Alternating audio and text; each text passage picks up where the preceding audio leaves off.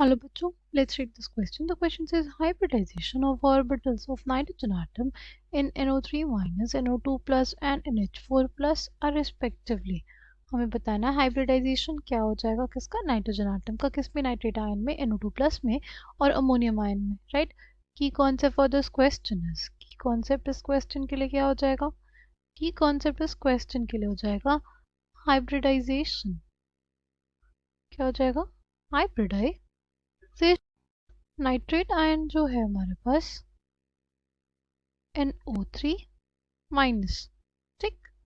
अगर स्ट्रक्चर की बात करते हैं, अगर हम लोग बात करें स्ट्रक्चर की, तो हमारे पास स्ट्रक्चर कैसा आ जाएगा, हमारे पास स्ट्रक्चर कुछ ऐसा आ जाएगा, ठीक. अब हमें निकालना है basically steric number. Steric number is basically the sum of sigma bonds and the lone pairs. क्या नाइट्रोजन के पास लोन पेयर है? नहीं, नाइट्रोजन के पास कोई लोन पेयर नहीं है, राइट. इस कोऑर्डिनेट बॉन्ड को हम लोग कुछ ऐसे लिख सकते हैं, राइट.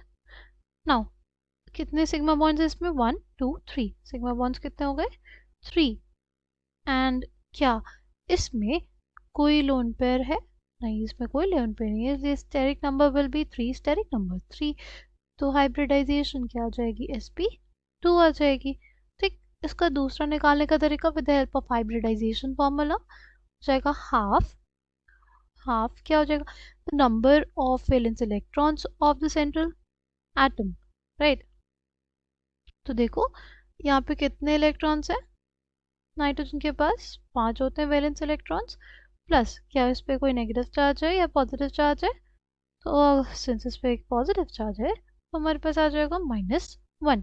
क्या इससे मोनोवेलेंटली कोई स्पीशीज जुड़ी हुई हैं, राइट.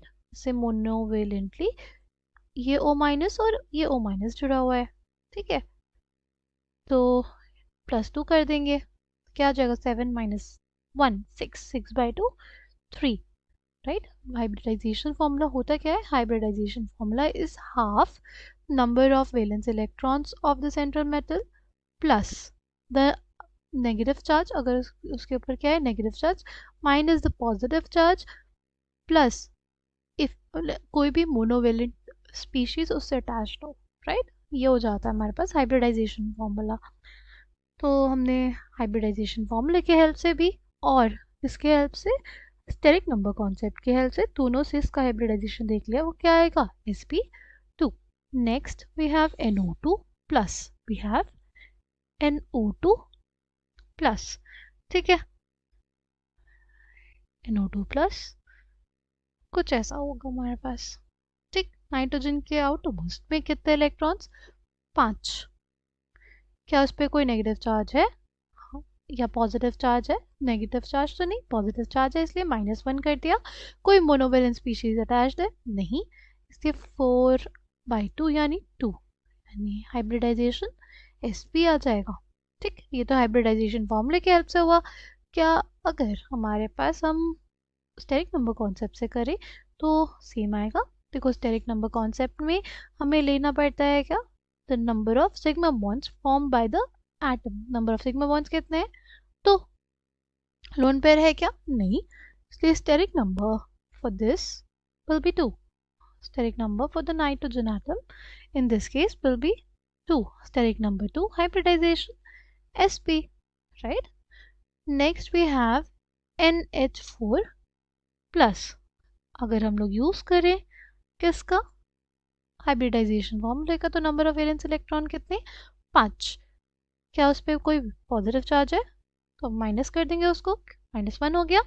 प्लस क्या उससे मोनोवेलेंट स्पीशीज अटैच्ड है, तो बिल्कुल है, इसलिए +4 कर देंगे. कितनी अटैच थी, 4.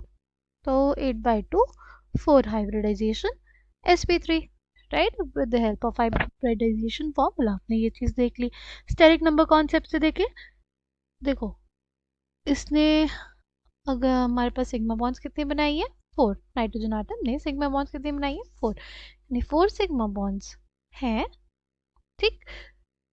यानी स्टेरिक नंबर हमारे पास 4 और हाइब्रिडाइजेशन sp3, ठीक. तो NO3 माइनस में sp2, NO2 प्लस में sp और NH4 प्लस में sp3, ऐसा कौन से ऑप्शन में दिया हुआ है हमारे पास, देखो sp2 sp और sp3 कौन से ऑप्शन में? ऑप्शन डी में. Option D will be the correct answer for this question. I hope you understood it well. Thank you and all the best.